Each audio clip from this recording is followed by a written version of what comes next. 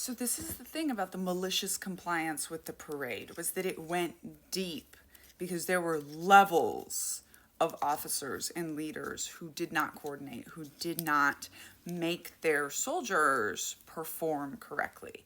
So this wasn't just some rogue soldiers. It was also, as the comment says, not only the marchers who were doing malicious compliance, it was their COs, their commanding officers, who didn't make them practice too.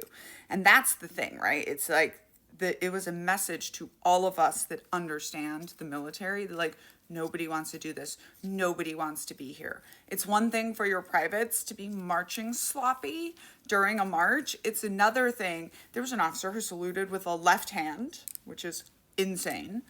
Like, that's on purpose. Nobody does that on accident. And just like, there was absolutely a general in charge of this parade and leadership all the way down. There have to be so many meetings for an army parade to be pulled off. And it was just done in such a haphazard way. Like, I once put together a 5K run as a fundraiser for a military ball.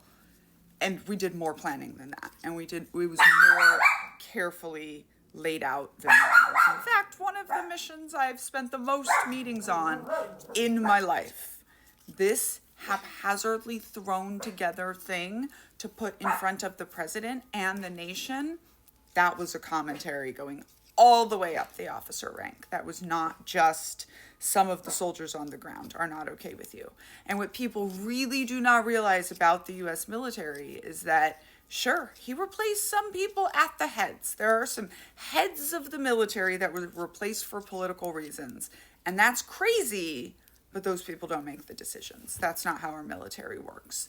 The lieutenants and the captains have more ability to mess with something like this, to mess with the president themselves, than these generals at the very top have. And as we saw, everyone saw at the same time, the US military is not on his side.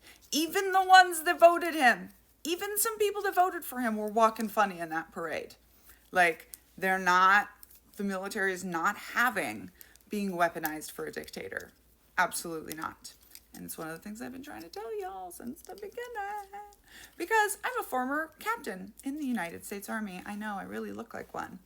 I wrote a book called Uncultured about growing up in the Children of God, one of the world's worst religious cults, and then going into the cult of the U.S. Army. You can't buy it here on TikTok because I'm in the penalty box, so you have to go to my shop for another 2 days. But if you're watching this video anywhere else, you can click right here and get a signed copy. It's also on Spotify Premium.